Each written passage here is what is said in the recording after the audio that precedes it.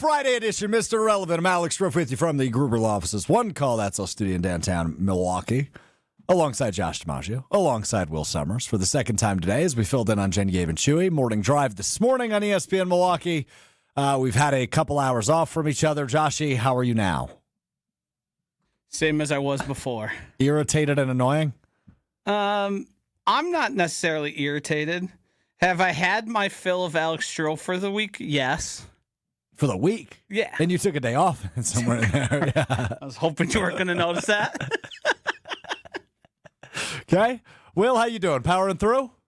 Yeah, me and Josh have woken up at this hour. Him, obviously, more than me, but I'm kind of used to it at this point. Couple of grinders. Yeah, it doesn't really throw my day through a loop like it does yours. Yeah, I'm not a morning guy, but it's all right. Good to be here. I've got lots of energy though. I'm ready to get into topics and discussions and debates and such. So topics and discussions and debates. Good job. And such. Real specific. Good tease. So what they say, the best teases are the most vague of teases.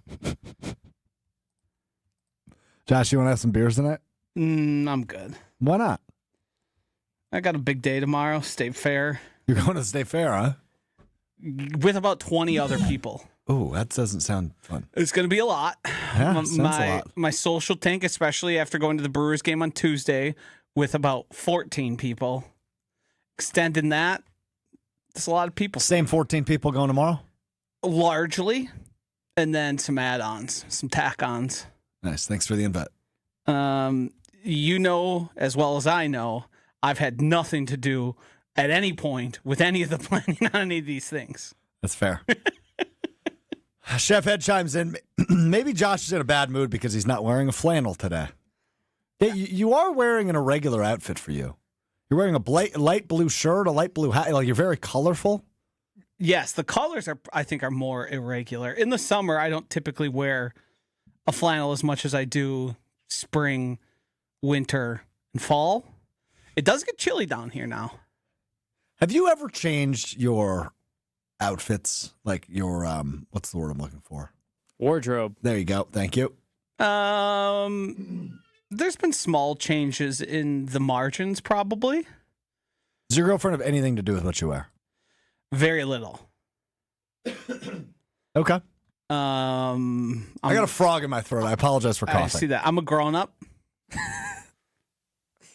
I don't need to be dressed by someone else. Are you implying I do?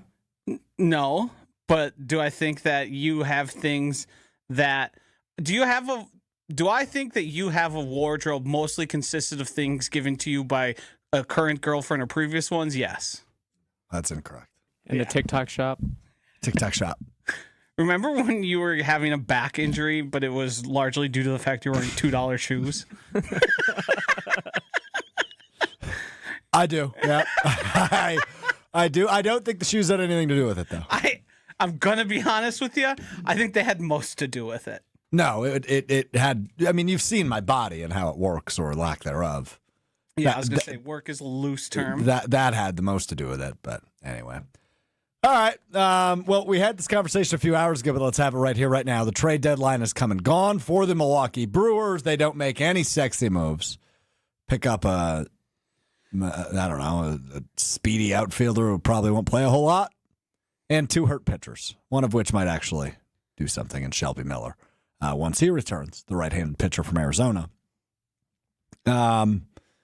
It's not sexy. It's not a big swing, especially when you look at what the Padres have done and what the Mets have done, and what the Phillies have done. You know, the Cubs didn't really do a ton. They're viewed as a unanimous loser at the trade deadline, which is probably good for your chances in the NL Central, given how bad their bullpen's been. They add one arm there. But at the end of the day, you enter August 1st today, as a team with a 1-game lead in the NL Central. You're 20 games over 500. You're tied for the best record. Well, you have the best record in baseball because the Toronto is one loss more than you, so a game ahead, or a full game ahead of them. Is it half or full? Half. Okay. Regardless, best record in the NL by a game. And obviously the NL Central because the Chicago Cubs are in second place. So you are obviously in prime position right now, but there's still 2 months left of baseball to play.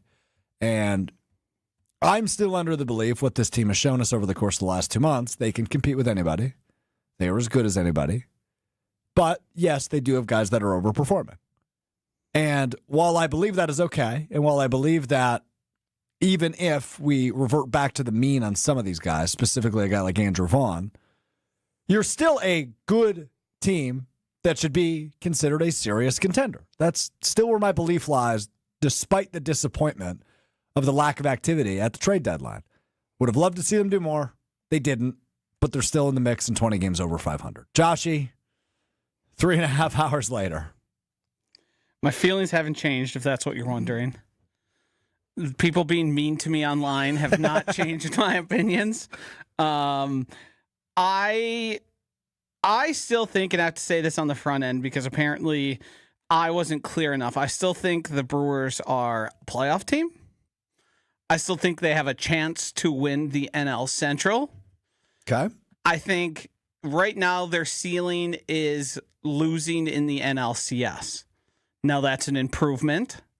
I'm sure the front office and ownership in Milwaukee would be thrilled with the opportunity to sell more tickets, parking, concessions for an extra series and get people in there a little bit more.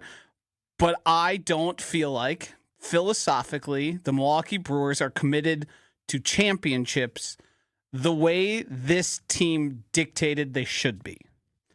With the amount of talent, with the amount of wins they have at this point in the season, I believe they should have sent some future prospects. Gabe mentioned Logan Henderson. You can pick or choose the guys out of there. You don't have to give away your top talent. None of the top 20, 30 guys in the MLB in terms of like prospect rankings were on the move yesterday for rentals. That stuff just doesn't happen anymore in the way that it used to.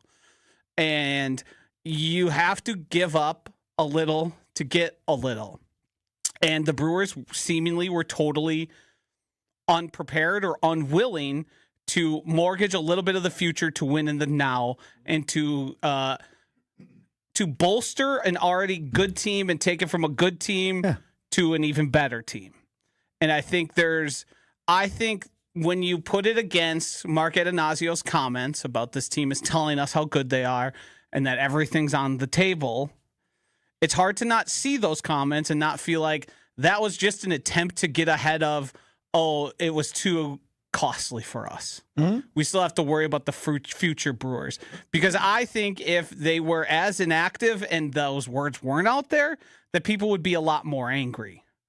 But putting out into the world that, hey, we think we have a World Series good team here and we want to add to it, but it just didn't work out, is probably a better way to approach it than, they weren't willing to really give any future assets away. Yeah, I think that's all fair, and I agree with most of it. It's very Packers-esque in that they are not going to go all in. It's just kind of their MO. I guess it's something I didn't ask you earlier, and I don't know if we talked about it all this week. What were your expectations going into the deadline? Did you expect them to take a big swing? I thought there was a chance they could land someone like Suarez because of he was kind of the carbon copy of the thing everyone points to them needing, and then he was available for, and let's be real about it, for cheaper than he should have been. Correct. I agree with that. The Brewers have more than enough, and they probably could have gotten away with giving away fewer prospects if you do end up moving on from a Robert Gasser or a Logan Henderson, where that probably ends up a close to 1-for-1 deal. Maybe there's a AAA depth guy who can be used in the majors in spots, and they just wanted to give a little more depth there. But I think that mostly gets done with someone like a Logan Henderson moving for a Eugenio Suarez. I thought there was a chance of that, but I thought they'd end up with somebody that had a little more pop, that at very least could be a guy they bring off the bench, a guy they pinch hit, and a guy that they use in the DH on occasion. I thought that's basically what we were making our way for, because I thought it would be advantageous to the team to, even though Contreras was very hot against the Cubs, I think he's probably best served missing a little bit more time and helping that hand and whatever he's got going on, not necessarily heal, but not be as aggravated as it currently is, because the guy's a warrior and he's out on the field all the time. No. And right now, it's hard to justify him not seeing as many at-bats as possible. And you'd like to be able to temper that back, and hopefully you get the best of him throughout the duration of the season as it continues. Will, do you have thoughts? You look like you have thoughts. Do you guys know the definition of insanity? It's doing the same thing over and over again. I didn't expect that to be his drop-in, to be honest with you. The Brewers have consistently been in the driver's seat in the NL Central or close to it for years, right? Yeah. Made the playoffs several times in the past 10 years. When's the last time they won a playoff series? Is it 2018? 2018. And in a season where you are the best team in Major League Baseball at the trade deadline, you don't make a move. Every other team got better. Not a big move. Not a big move. Not a move that changes anything. Not a move that moves the needle. Every other team that's a contender, a World Series contender, made a move that made them better yesterday. In the NL, I tend to agree, maybe outside of the Cubs. They got some solid relievers. They had Mike Soroka, whose ERA is a lot worse than what he actually is. He played for a poor team. But my point is, I don't understand why you don't just add something. Like, in the Mariners, they gave up nothing to get Eugenio Suarez.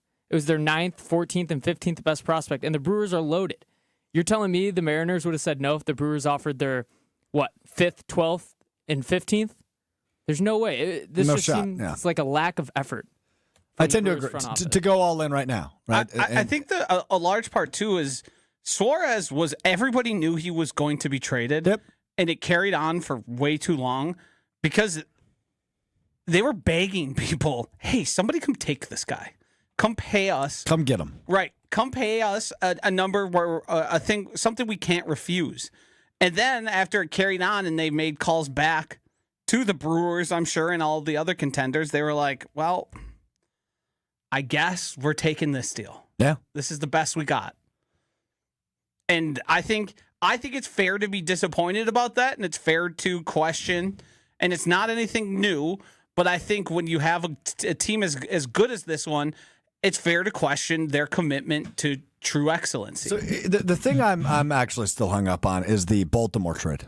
They traded Ryan O'Hearn and outfielder Ramon Laureano. Yeah. For 6 minor league picks. Ryan O'Hearn on the season, 283 average, 13 home runs, plays first base. Obviously, that's kind of a position you'll be in a logjam in at some point, but a backup behind Andrew Vaughn until Rhys Hoskins returns, or vice versa, would not hurt. Ramon Laureano, 290 average, 15 home runs this season as an outfielder. Jackson Chourio likely headed to the IL.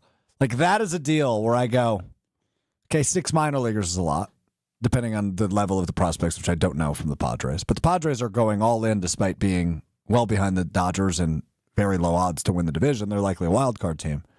But that's a team that is taking swings at the deadline to compete this year. And that's something Milwaukee didn't do. Now, so to say I'm disappointed is fair. I am disappointed about the lack of activity at the deadline. But to sit here and say I don't believe in the Brewers anymore because of their lack of action at the deadline, that I can't get down with. Because I am still a believer. I still think they can compete with anybody. Obviously, there's a lot of season left, though, and that could change. But as it stands, August 1st, you still feel very, very good about their chances, regardless of the moves made by the Phillies and the Padres and the Mets yesterday. That's where I'm at. I tend to agree with you. Obviously, they're still contenders. Did their chances at winning the World Series yesterday get better?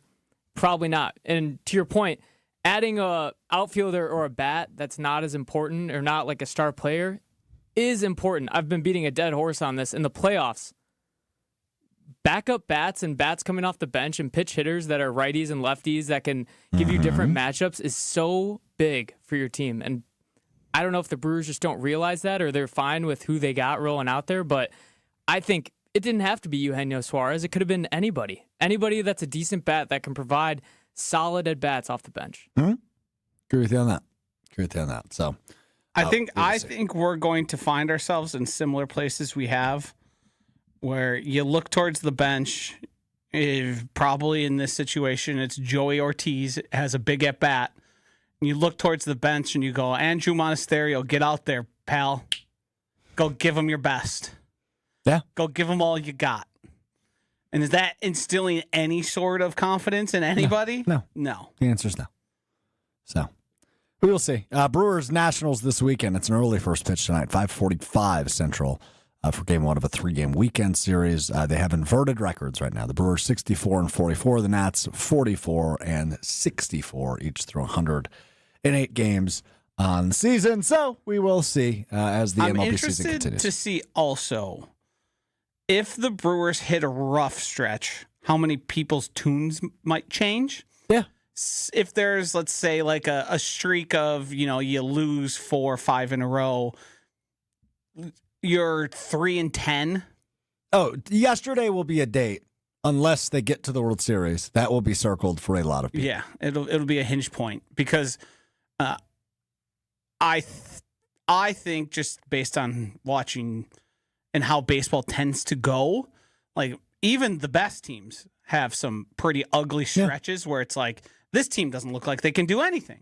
I mean, I bet the Dodgers fans, when they watched them play the Brewers, were like, what are we watching here? Well, what even is this? They were a little undermanned too, but yes still agree. And I think there's going to be a point where people really start to question when you're losing to probably a team you think you're a lot better than, and like the Brewers don't even seem to be on the same playing field. I think the fact this trade deadline hit at a time where the Brewers are playing exceptionally well, I think has people a little more positive than they would be had they entered like 500 in their last 10. Yeah. And I think sweeping the Dodgers, obviously an impressive accomplishment. But I do think there are going to be times throughout the remainder of the season where things don't look as good and people start to get queasy about what happened at the trade deadline. You getting queasy, Will?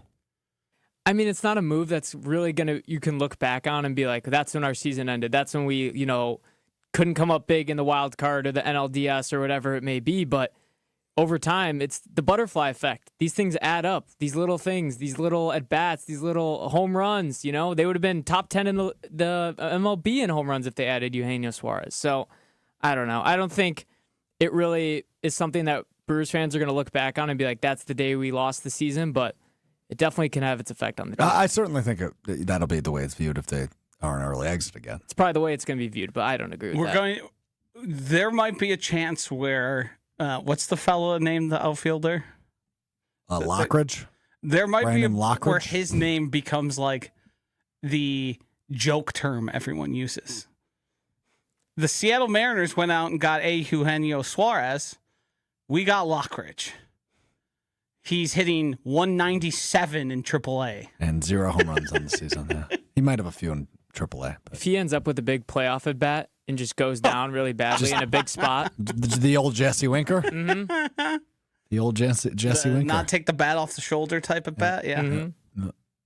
All right. We will see. Joshy, I think I owe you an apology. Given something I said on Wednesday's show, which you were not a part of. You were off on Jesse Nelson duty. You took a day off to watch your dog. Actually, Jesse never took a day off, so I was going to say respect those were you. days off. Yeah, you actually used PTO for this. I accidentally stole something you would have said if you been here on Wednesday, and to the point of 40,000 views on the internet. A little piece of me regrets that I wasn't here in person for you to parrot my take and pass it off as your own, because I don't think you did this maliciously. I didn't. As much as I can be critical and pick on you, I don't think there was any intention of this. But on July 28th, 8:30 p.m. What day of the week? That was Monday? Yes. This is a tweet that was favorited 313 times, one of them by you. It reads, How far away are we from Savali being given a key to the city for his efforts to make Vaughn a Brewer? 2 days go by. I'm out.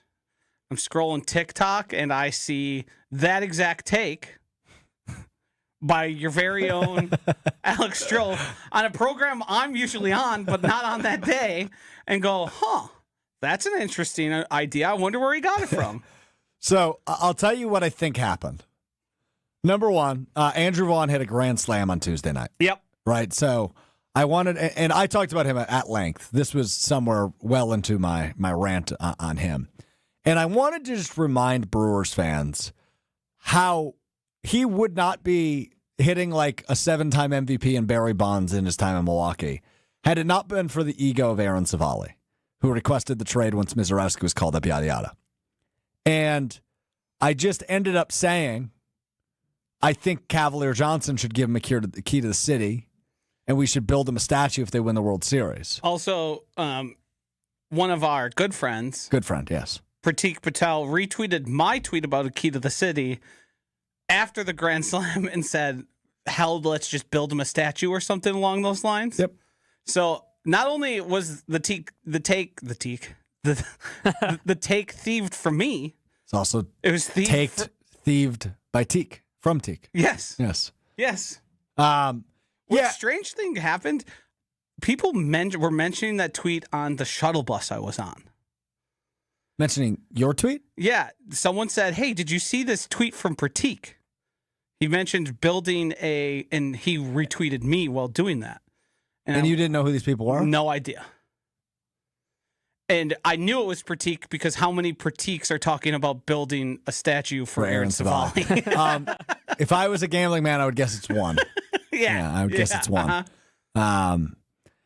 Yeah, bad on me, I guess. I don't know. It wasn't on purpose. You don't feel that bad because No. you're getting the sweet views and likes. No, it's not that I even don't feel bad. It's like, even if those tweets didn't exist, I think I'd probably still say something along those lines. Now, the other part of this is Tuesday night, my mom was in town and my aunts were in town. I was drinking a little bit with my cousins. Yeah. So I don't even, it's not like I was blackout drunk by any means, but like I was having a few glasses of wine late at night. This happens. I think I liked it in passing while I was distracted doing something else. And it may have just like been filed to the back of my brain. Something similar happens with comedians.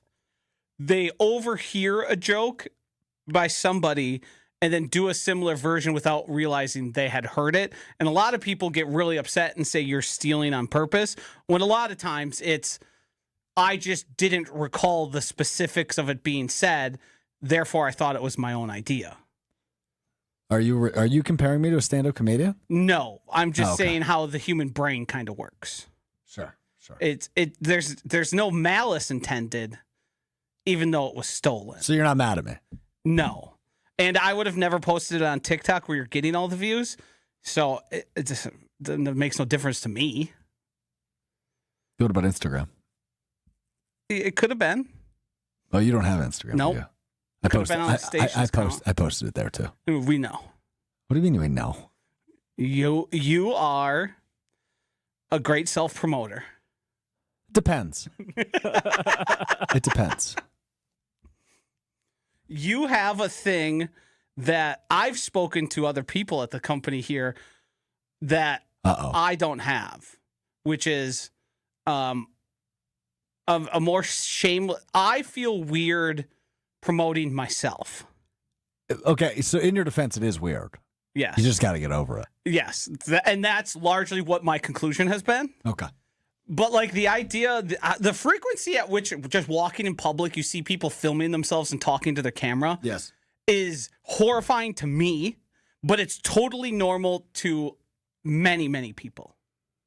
And I think that's a little bit of a generational thing. So I also feel uncomfortable recording myself in public. If Yes. somebody else is recording me, I feel less uncomfortable because then it looks more like a production and Yes. like a big thing. Right. But I'm not one to just like put up the camera and be like, yo, what's up, everybody? Alex Strouf checking in. The amount of people who I imagine are posting it to their social media, but also just like sending it to their friends, like XYZ happened and you need to hear my thoughts on it. And that to me is silly, as much as I'm sitting in front of a microphone being broadcast on 2 different YouTubes. Putting me in this room makes me feel like more worthy of having those opinions than when I just whip out my phone and start talking. So we should have never put you in this room, is what you're saying. Some might say that. Some people from this morning who are particularly upset might be petitioning the powers that be for that, but I ain't going anywhere, pal. You're going to have to drag me out of here. I'll tell you that much. Me too. We're a package deal. Uh-huh. You guys are weird.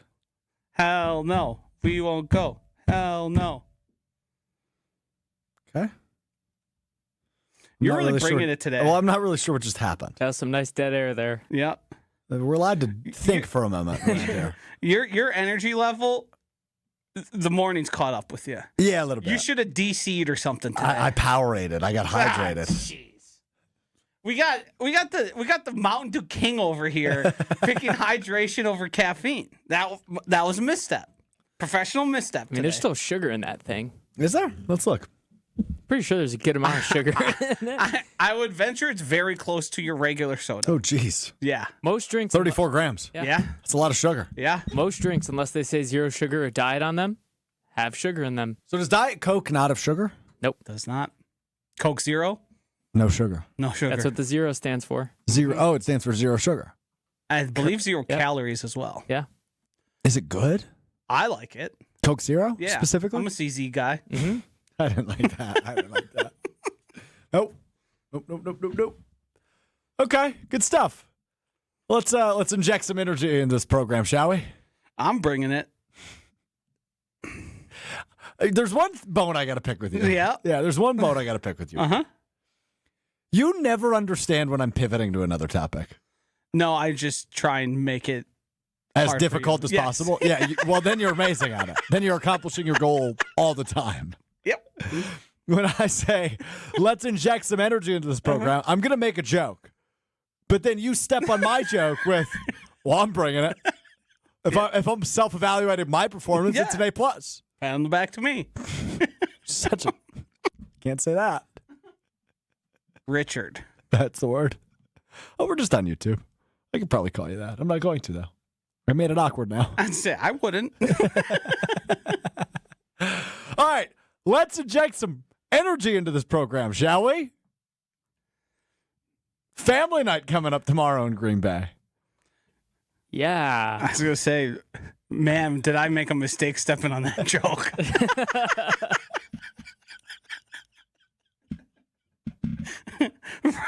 really damaged the gem you had bubbling. A gem you would bubble. I apologize to the irrelevant army. For withholding that joke for so long. You just want to do the show? How long did it take you to think of that one? Workshopping that one up in the office. Now, what would come next? Oh, man, I hate it here. Biggest mistake in my career. Asking Josh to do the show. Now he can't get rid of me. Yeah, that's true. I believe within the last 5 minutes you said, and I quote, "You'd have to drag me out of here, Buster." Yeah. Precisely. Do you care at all about family night? I'll have it on because it's Packers football. Oh, you'll watch it. I won't be intently watching. Background noise? Yeah. Flick it I on. agree. Put it on. Watch some of the scrimmage portion of it. I don't think you can really take anything from it. But if the green and gold is on the field, I'm usually at least somewhat intrigued. I think it'll be interesting to see how some of the guys you've heard, like I can't wait to see Matthew Golden in full pads on a football field competing to some degree. It's seemingly every day at camp he makes plays that people are, and I don't know if this is the first round bias where people are giving more than he deserves in terms of praise, but it seems like there's a real difference between him and everyone else so far this offseason. Yeah, I would agree with you on that. And I saw you getting into some Twitter wars, or at least attempting to, over Matthew Golden's hype. Height? Hype? Oh, yeah. Yeah, the person saying there's been no buzz for Matthew Golden. It's like, follow one beat reporter in Green Bay. My favorite part about that was the very next minute after you tweeted that, the Packers released an article, I believe that was titled, or maybe a podcast titled, Matthew Golden just has a knack of finding the ball. Yeah. Amazing. Yeah, so when it comes to wide receiver one, I agree with you. I think it's certainly boom or bust with Matthew Golden, and then it's everybody else. And I think that goes back to something we talked about before camp started with my camp battles. I thought the wide receiver one battle was Golden versus everyone else, Golden versus the field, and I put my money on Golden. I just think you don't invest in that level of player in the first round if you're not anticipating immediate production, right? And that's what is expected of him, which may be fair or unfair. That's not up to me to decide. It's just what happens in this era of the NFL. If you're a first-round pick at a skill position, the anticipation is you are contributing immediately. And when it comes to the Packers, maybe not at skill positions because they haven't drafted a wide receiver in the first round since Javon Walker prior to Golden. But when you think of sexy positions, edge rusher hasn't happened, right? Rashawn Gary didn't contribute year one. Lucas Van Ness barely contributed year one. Outside of, Jair Alexander in 2018, a lot of those guys that are supposed to be flashy, sexy picks, Quay Walker, Devontae Wyatt, Eric Stokes, Darnell Savage, etc., Rashawn Gary, Lucas Van Ness, they just haven't contributed to the level, especially in the rookie year, that you'd expect.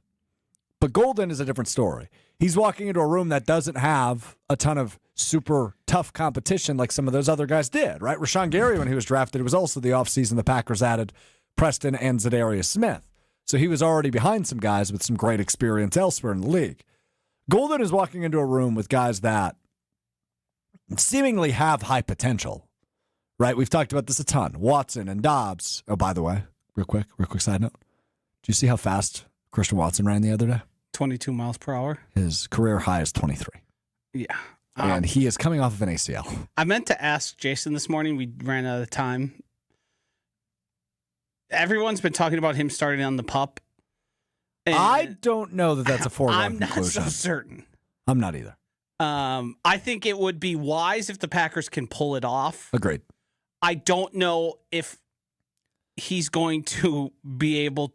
You'd rather have him healthy in January than September. At some point, him contributing even as a 90% healthy and a more occasion, like you just give him less snaps, ease him in slower. I still think his speed and size is an advantage that you'd have a hard time looking at Matt LaFleur and being like, yes, you could have this, but we're going to put him on the pump even though he's ready to go. Yeah. And rehab from ACLs is not everyone's the same. They come back faster. Players are oftentimes look more ready to go than they are in reality. That also happens. And I don't think if he ends up on the pup, it's ultimately them hiding him. I think they're going to do what's best for the team and for him. Yeah.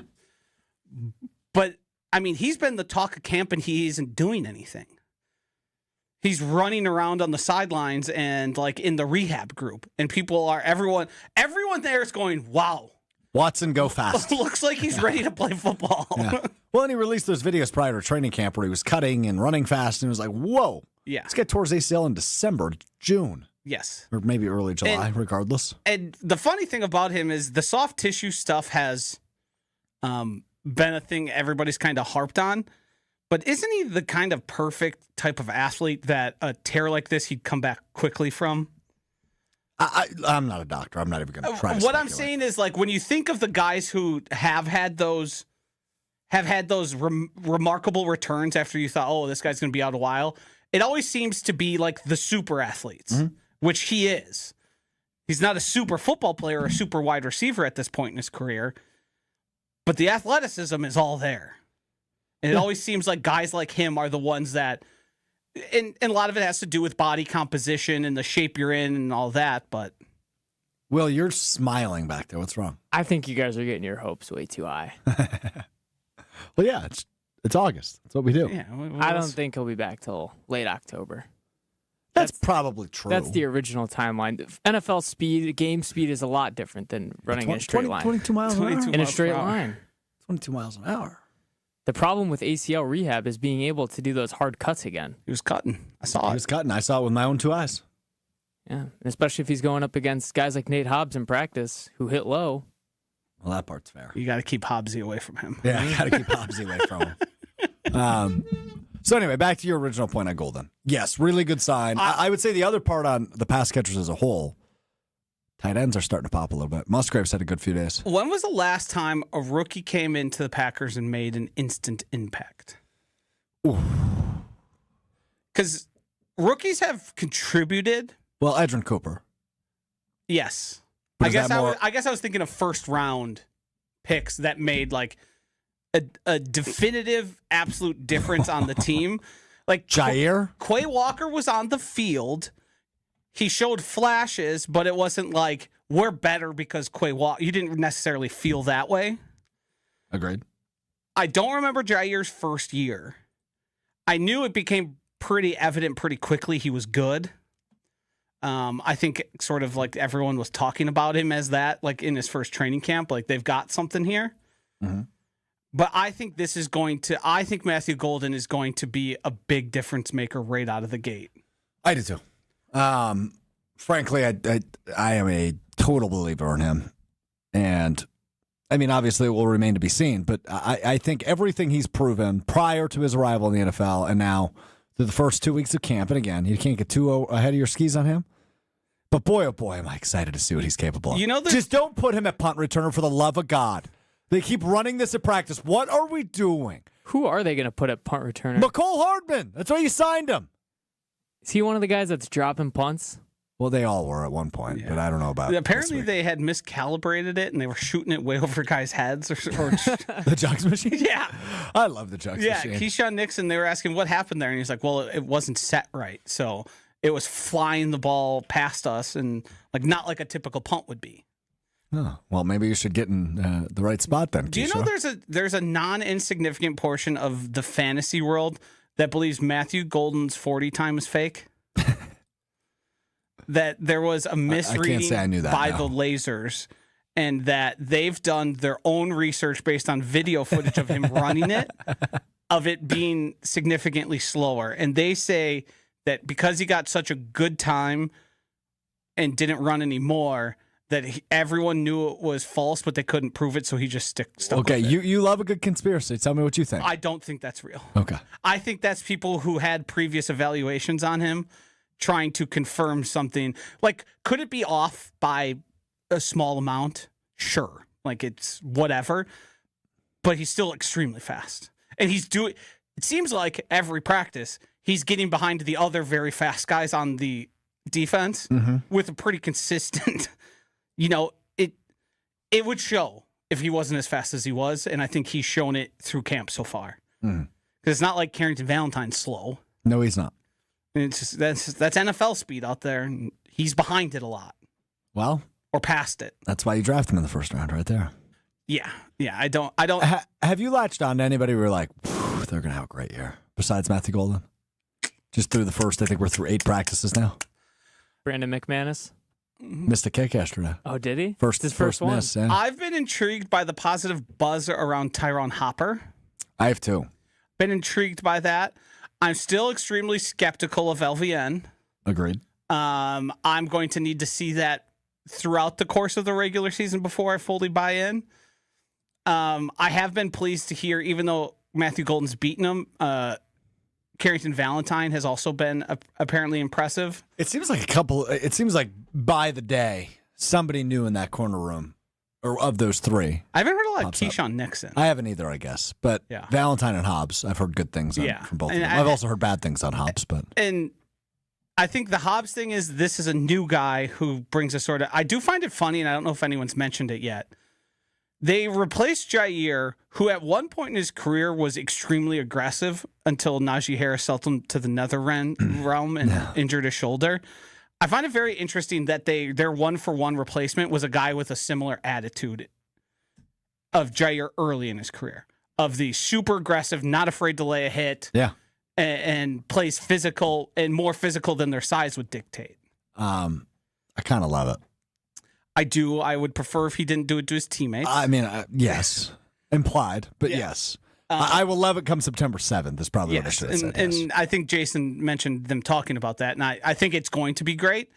I think the Packers were at, like, their defensive backfield is at its best when they're like that. Like when Keyshawn Nixon's playing through guys' faces and making big tackles at the line of scrimmage. Who you got for more sacks in 2025? Is it Keyshawn Nixon or LVN? I believe Keyshawn Nixon won that battle last year. Can I pick a third and Nate Hobbs? Because he's likely to be in the slot more in a slot blitz. Sure, you can pick from Nate Hobbs if you like. I think if you were to ask me to place a bet, it would be if you gave me any odds on Hobbs, I'm taking that in a over LVN. Yeah.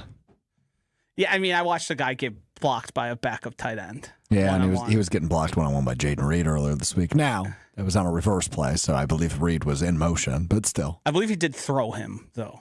The report was that he manhandled him, which so far, that's progress. Heading into this offseason, I was not sure he was capable of that. Are you referring to Reed? Or Van Ness? LVN. Well, he got manhandled. No, I heard it was the other way around. Different place. Okay. Different place. Reed smoked him earlier in the week. That can happen, though, if you don't see him coming. I don't know if it was blindside. I don't mean blindside. I mean you're following the ball. All of a sudden, here comes an extremely fast Jaden Reed. You're off balance. That stuff you can make a case. We played this audio on Wednesday, but Matt LaFleur said he called him and Matthew Golden speedy little buggers or something like that. I think that's fair. I agree. And then he said, well, they're not little. Walked it back a little bit, but made me laugh. They're pretty little. They're pretty little. Made me laugh. Accurate statement. I mean, if Matthew Golden was bigger, he just wouldn't have been able to be drafted by the Packers. So how are you going to watch Family Night? Because I don't know if it's on cable in Milwaukee. Oh, I'll pull up my laptop. Packers.com is streaming out again. Yeah, that's what I'll do. And I'll just put it in whatever room I'm in. They don't really show you anything at Family Night, though. Like, do they even do 11 on 11s anymore? They probably do a little bit, I would guess. Yes, but from my recollection of last year, it's very base level. Well, you watched it last year, too? Yeah, of course. Die Hard. You didn't watch the Hall of Fame game, though? Did not. Not even a second? Nope. I stat box watched for the guys I've drafted in best ball. Who are your guys? From the Lions or the Chargers?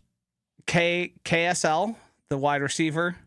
Amarian Hampton, I'm big on him. Yeah, the Chargers back. And then Isaac Tesla, the third-round pick from the Detroit Lions. Did you see the story last? Oh, you didn't watch the game. Isaac Tesla showed up to his pre-draft interview with the Lions wearing a customized Lions jersey that said Tesla on the back. I saw something. Because he grew up a Lions fan.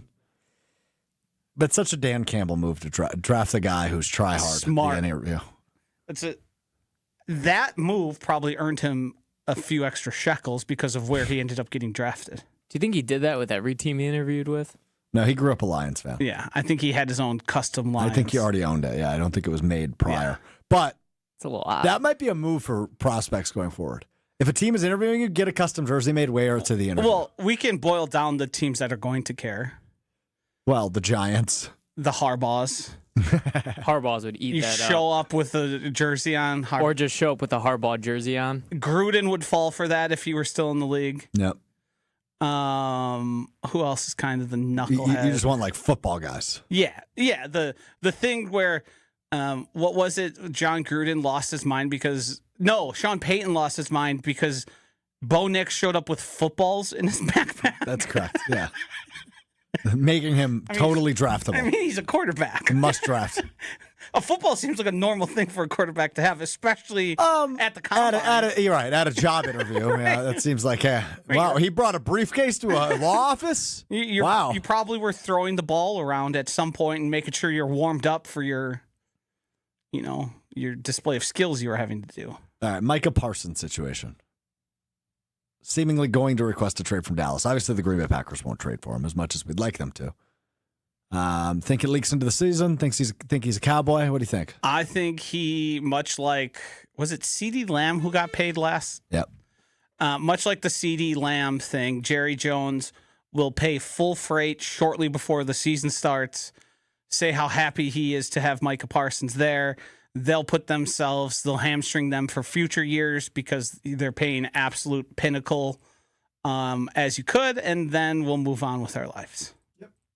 I fully agree. I don't feel as certain about the Terry McLaurin.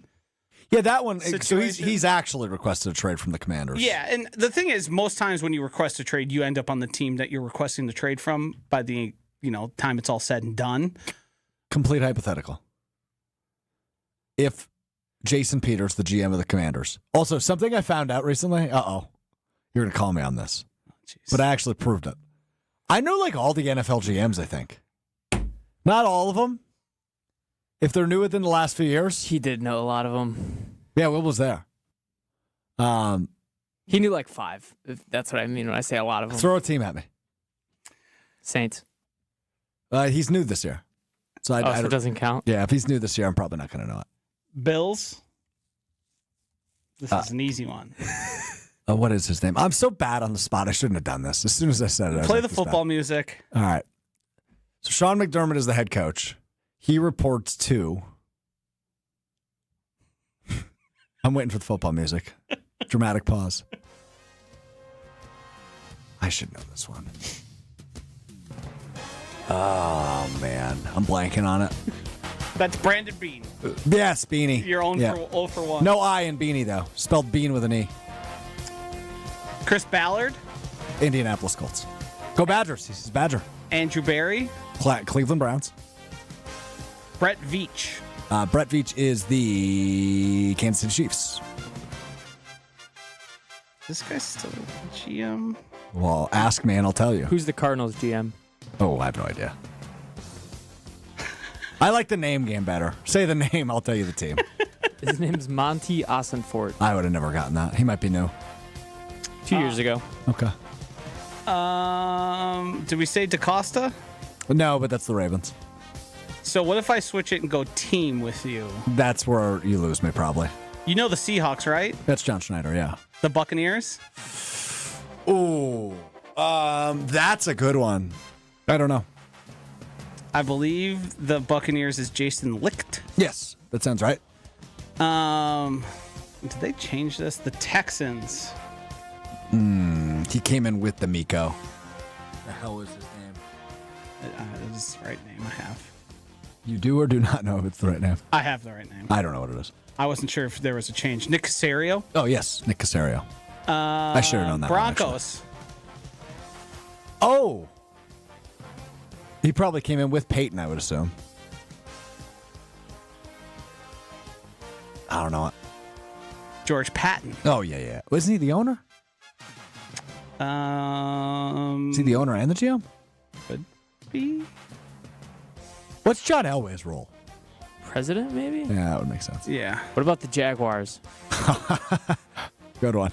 The guy went viral this year. No. Duval was... Yeah, Liam it was Cohen. before that. That's Liam Cohen. He went viral? For what? Looking very young. Oh, he's the young dude from the Rams. Bengals GM. Peters? Tobin. Oh, no, Peters is Washington. I already said that. Now I'm getting myself tied up. So this went exactly how we thought it would, Yep. right? Where he knew like half of them, Yeah. workshopped it a little bit so that he could get the right answer. Patriots. Is it? It's not Elliot Wolf, is it? So it technically is. They don't technically They have don't one? have somebody with a name, yeah.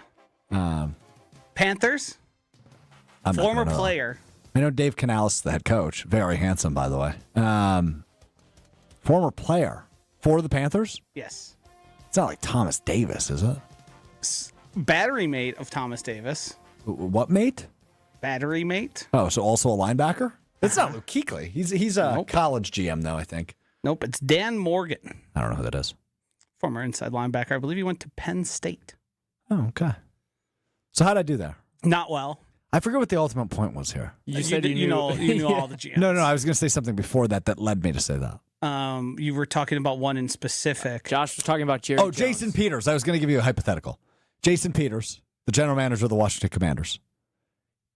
He approaches you and he says, "Hey, Joshy, as an owner of the Packers, I need you to sign off on this. You send me Matthew Golden. I give you Terry No. McLaurin." Okay.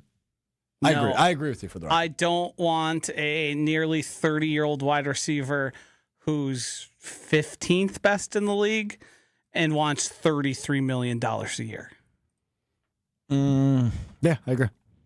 I think now if you were approaching me with Nico Collins, if you were approaching me with Brian Thomas Jr., Malik Neighbors, CeeDee Lamb, I go, I'm taking the sure thing, even though they're a little bit older, taking the sure thing and running with it. But I think Terry McLaurin is very good and would be the best wide receiver on the Packers, even with Matthew Golden on the roster. Yep. I'm betting on the future more than I am on that guy in specific. Go ahead and make it official, by the way. Micah Parsons has requested a trade from the Dallas Cowboys. Wow. He has also released a statement saying, quote, "Thank you, Dallas, It's really long, but it starts with, yes, I wanted to be here. I did everything I could to show that I wanted to be a Cowboy and wear that star on my helmet. Unfortunately, I no longer want to be here. And it's a lot longer than It's that. rather direct. I mean, it's 3 pages of Apple Notes. Huh. He talks about meeting with Mr. Jones, being Jerry, of course. My trade request has been submitted to Stephen Jones personally. So Micah Parsons. A little additional breaking news per Adam McKelvey. Jackson Trio has been placed on the 10-day deal. Yeah, and it's retroactive to July 30th, so he has 8 days remaining. So he's eligible to return next Saturday. So you get a little Lockridge Jackson for the next week, Joshy. Come on. Speedster. This is going to be an interesting period with Mr. Lockridge. All right, hypothetical. Another hypothetical. Brandon Lockridge hits 2 home runs this weekend.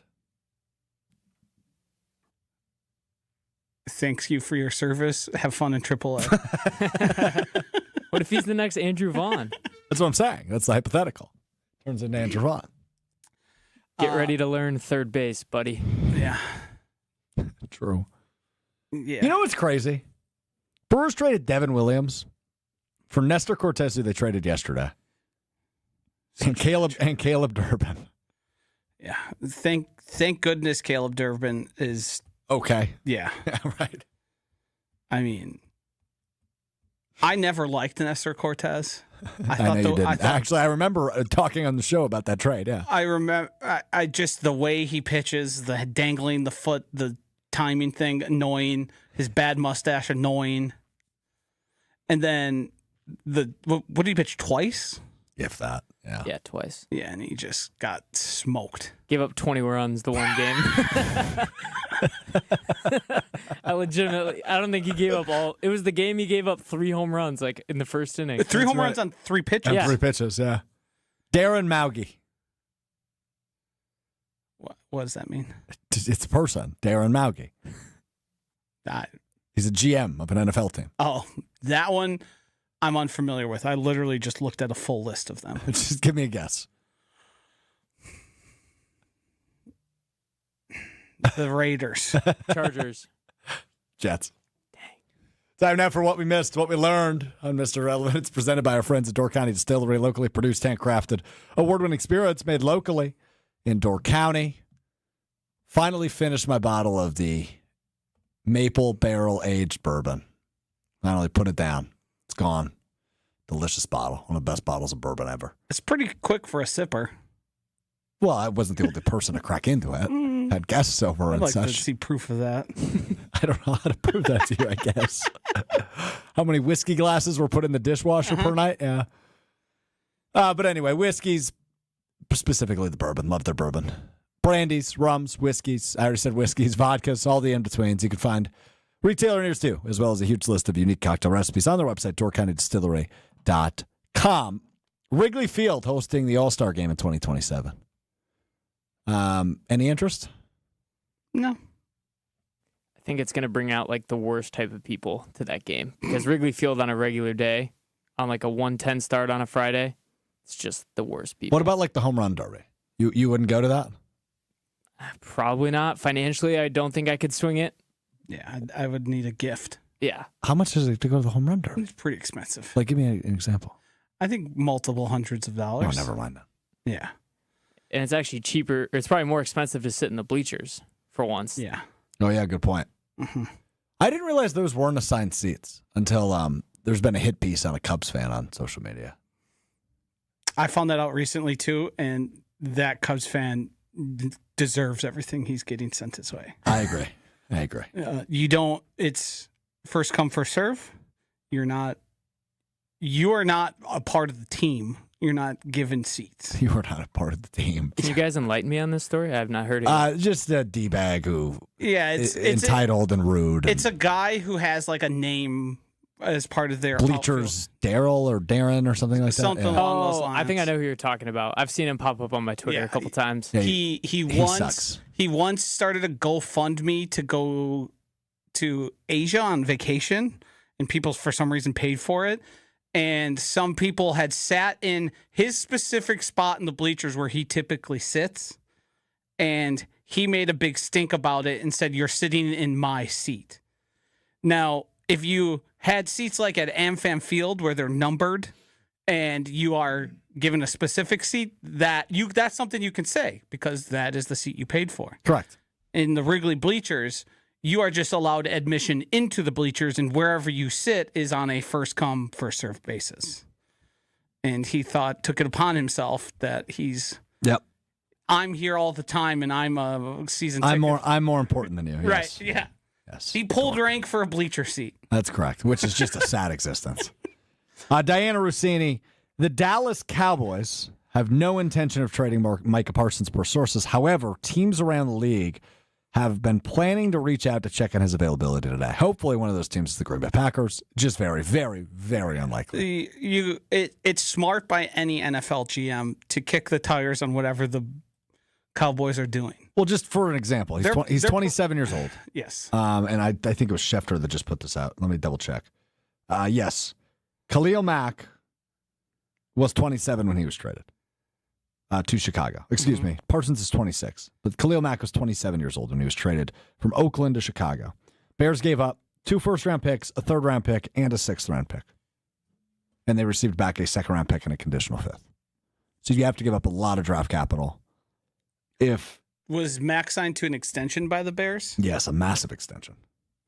And he had a really nice first game against the Green Bay Packers, but that was the money game for Aaron Rodgers. Yeah. The other thing I learned is the debut of the virtual measurement system. Yeah, I watched that last night. It's dumb. I think people got a lot more excited for what that was going to be. As far as I can tell, you still mark it via human. Correct. Which is has literally error. where the issue comes in. Yes. Yes. And they just now use animation to tell you. And it doesn't look good. No. It's bad animation. Right. The chain gang and all that is silly. Yes. What? Yes. You don't like the chain gang? The fact that I like the people that have somehow gotten those jobs. There's something about when they run onto the field, I just get a little rush. The only time I ever get a little rush is after a few old fashions on Thanksgiving. Yeah, there's not there. I mean, the fact that remember the index card thing? Or the one time Yes, I do remember that. In the college game where Steve Spurrier was standing over the ball clearly short of the first down and the ref just looked and said, "First down." And everyone was then standing there looking at it and going, "What do you mean?" If that doesn't happen anymore, that's fine, but I don't think the problem that people are looking Did you say index card? Yes. Where does the index card come into play in that story? This is an NFL game where a referee, because they were uncertain if the ball had reached the mark, pulled out an index card to run it between the ball and the post of the chain gang. Oh, wow. To measure if it was Google it, it'll come right up. Huh. The Steve Spurrier one was the all-time ball don't lie because Jadeveon Clowney blew up the Michigan player on the next play. Yeah, if that doesn't happen, that's good. But the spotting the ball and it moving via human from like side to side on the field is the big problem. All right, Josh, go home. Good job today. You grinder, you know it. Yeah. I will be at the ESPN Madison Open at TPC Wisconsin on Monday. I saw that. You guys are more than welcome to still do the show from here. You got it. Grinder. You're not the best at staying on task and not just talking about things happening in front of you that the rest of us can't see. All right, we're done here. I'll talk to you on Monday beginning It's at 12:30. Mr. Irrelevant with Alex Strouf. Yeah. Don't forget that's the title. Yeah. See ya.